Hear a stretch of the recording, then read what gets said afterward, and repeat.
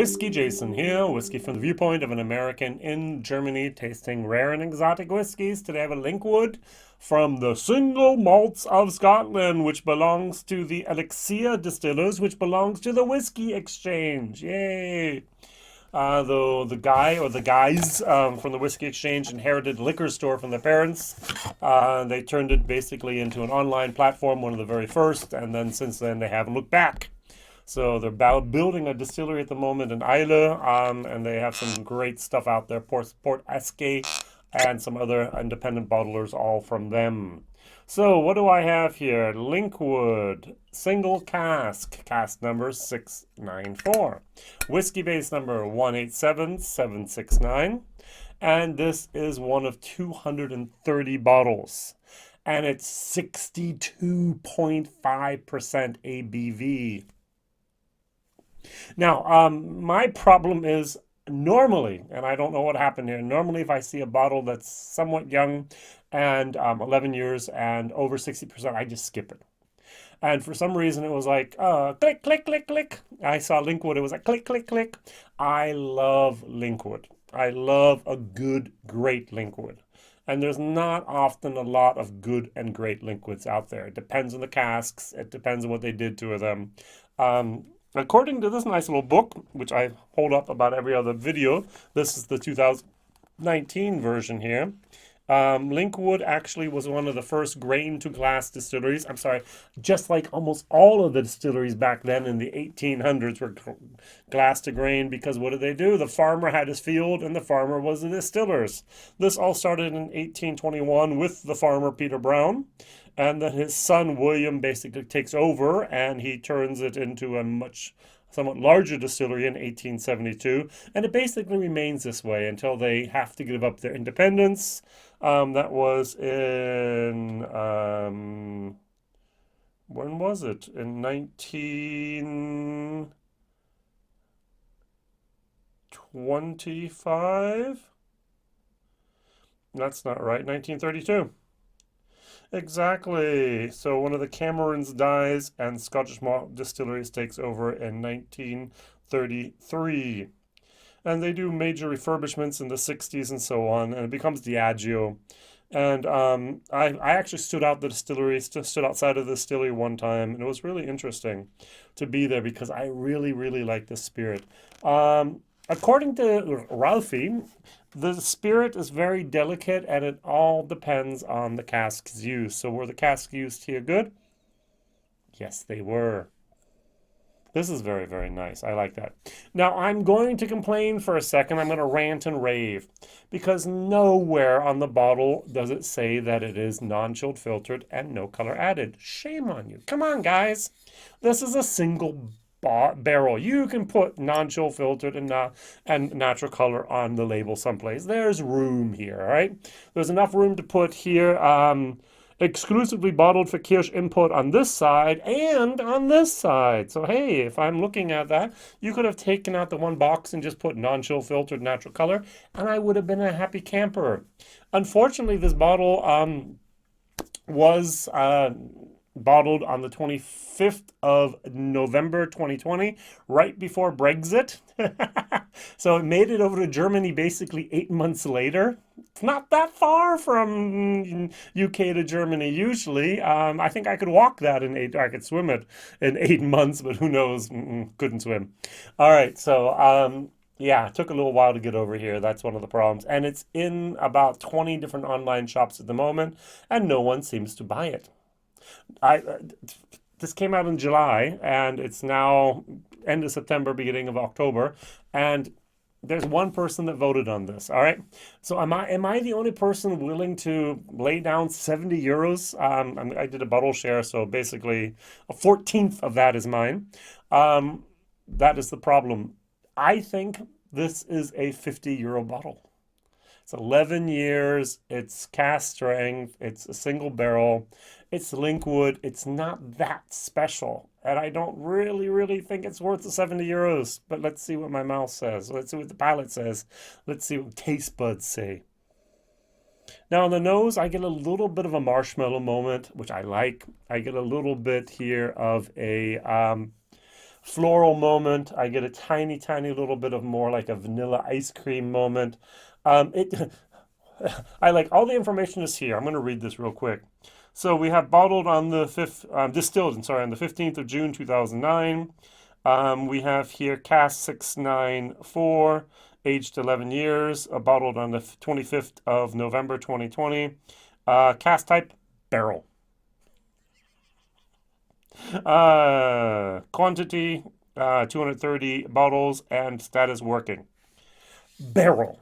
Come on, guys. You could say it's an ex hogshead or it's a hogshead or an ex bourbon barrel. Barrel. Everything's in a barrel in Scotland. Madeira barrels, sherry barrels, port barrels, rum barrels, bourbon barrels. I don't know what else we can. Tequila barrels. I mean, come on, a barrel. So yes, it has to be oak, but other than that, I don't know.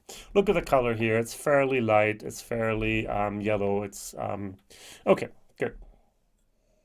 And it's somewhat floral. I like this. Cheers.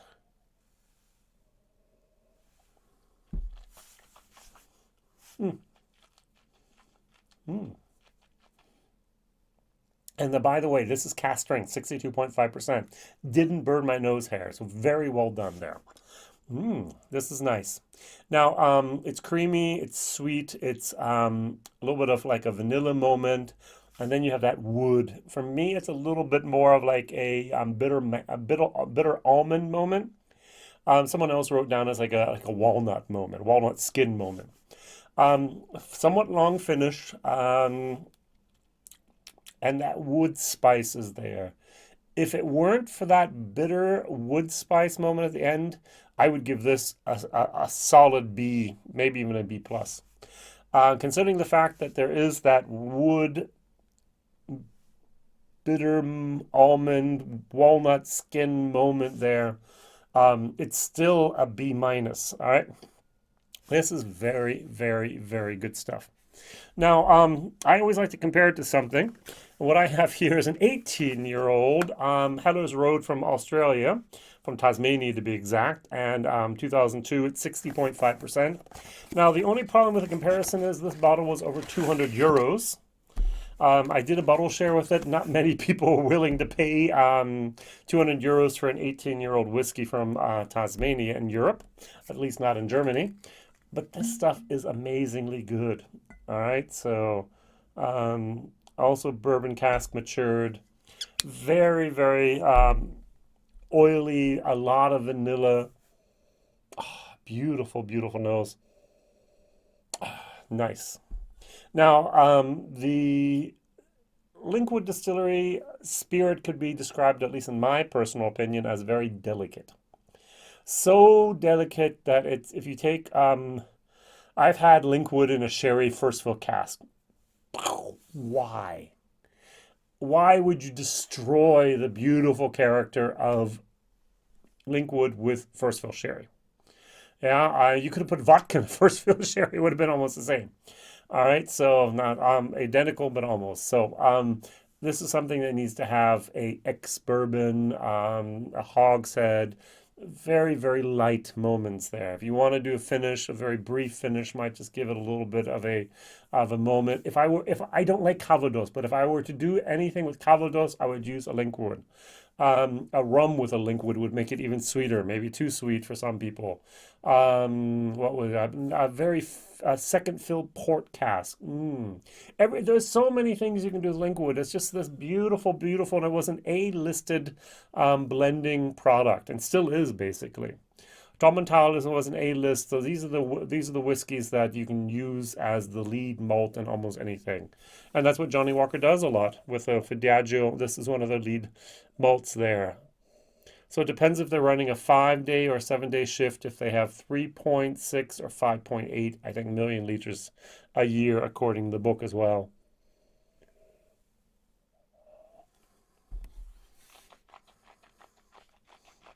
Mm.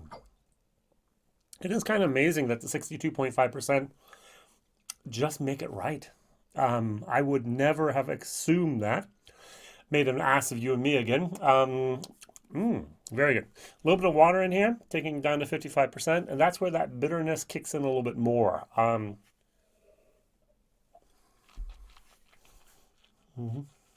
mhm. Now, if you're gonna, my suggestion, if you can get one of the 200 some bottles here, drink it 65, 62.5%, or around 46, 48%. Anything in the 50 range just has that little bit of bitter walnut, bitter almond moment. Not really for me, something nice. All right. So, what is your favorite Linkwood? Is it maybe the Flora and Fauna? Is it the 15-year-old from Gordon MacPhail? Is it maybe an independent bottler from North Star or someone else? What good Linkwood distilling distillery bottle or independent bottle can you recommend? I am absolutely happy I bought this bottle, even for the 70 euros. Like I said, I give it a B minus. In my taste and for value for money, I'm going to give it a C minus.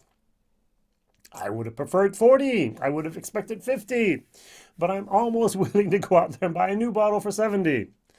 It's that, in my mind, it's that delicious. All right. Just as a contrast here, the Heller's Road. This is also a European exclusive, brought in by Le Maison de Whisky. Much, much more of a vanilla custard here, vanilla pudding. But the custard is exactly right, what I have.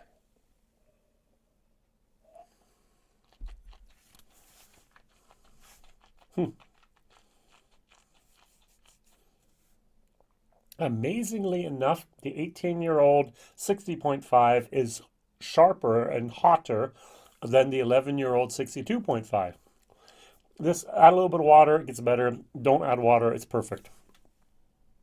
I'm amazed and shocked and learning, learning, learning. All right. Thank you very much for watching. Thank you very much for subscribing, liking, and helping others find this channel as well. This crazy guy over in Europe talking about whiskeys you might not ever see. Oh, yay. Great, great format, right? Thank you very much. Tell others and see you soon. Bye bye. Whiskey Jason here.